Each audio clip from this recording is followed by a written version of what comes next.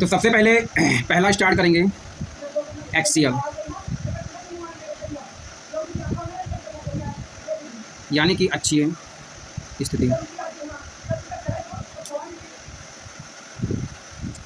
एक यहाँ पे हम डाइपोल लेंगे, ये डाइपोल -Q, और यहाँ से R डिस्टेंस पे ये +Q डाइपोल। ये सेंटर O से डिनोट किया गया। सेंटर से एवरी चार्ज का डिस्टेंस l, दोनों चार्जेस के बीच का डिस्टेंस 2l लिया जाएगा। हम कुछ भी मान सकते हैं, बट बुक में ऐसी मेंशन है, NCERT ने भी ऐसे डिफाइन किया, उन्होंने A ले लिया है, तो बस ऐसे ही लिया जाएगा। अब हमें अच्छी स्थिति पर देखना है। तो सपोज कर लिया कि यहाँ से मान लेते हैं कि इसी अक्ष पर इस पॉइंट पर, ये पॉइंट भी है, और इस पॉइंट पे हमें इलेक्ट्रिक फील्ड निकालनी है। इधर भी ले सकते हैं पॉइंट, हम इधर भी ले सकते हैं, मतलब इस अक्ष के इधर भी और इधर भी ले सकते हैं। तो सपोज कर लिया कि डाइपोल के सेंटर से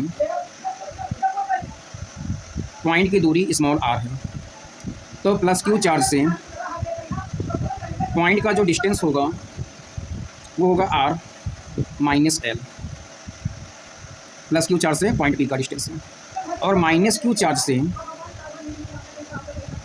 पॉइंट P का डिस्टेंस होगा R + L।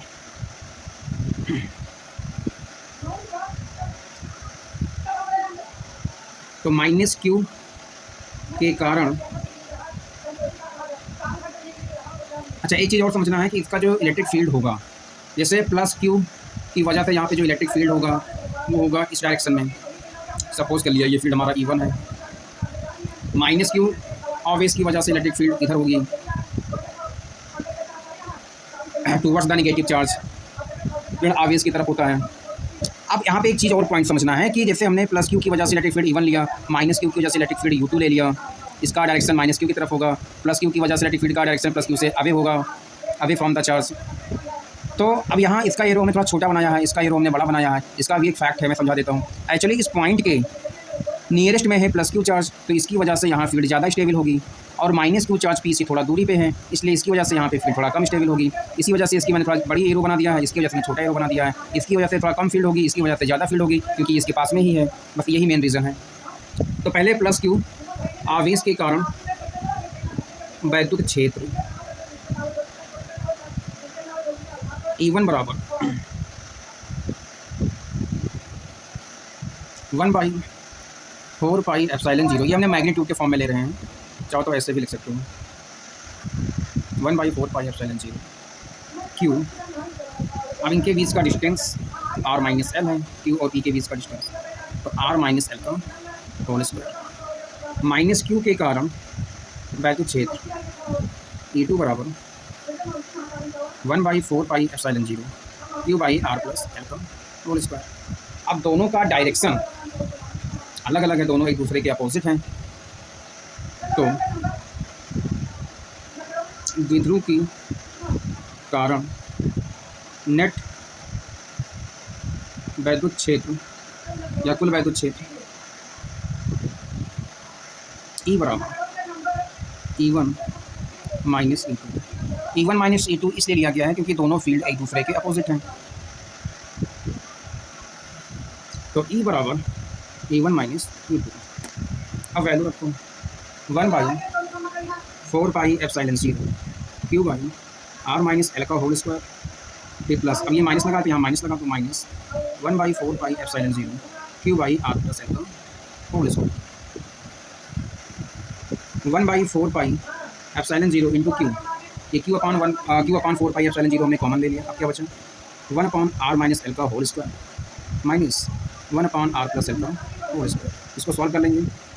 Q/4πε0 R + L का होल स्क्वायर इधर आएगा, तो इसको जब खोलेंगे तो ये होगा R² + L² + 2RL, फिर माइनस, अब जब इसको ओपन करेंगे तो R² माइनस से मल्टीप्लाई होगा तो ये माइनस में रहेगा, फिर +L² माइनस से मल्टीप्लाई होगा तो -L², फिर -2RL माइनस से मल्टीप्लाई होगा तो +2RL, और अपॉन में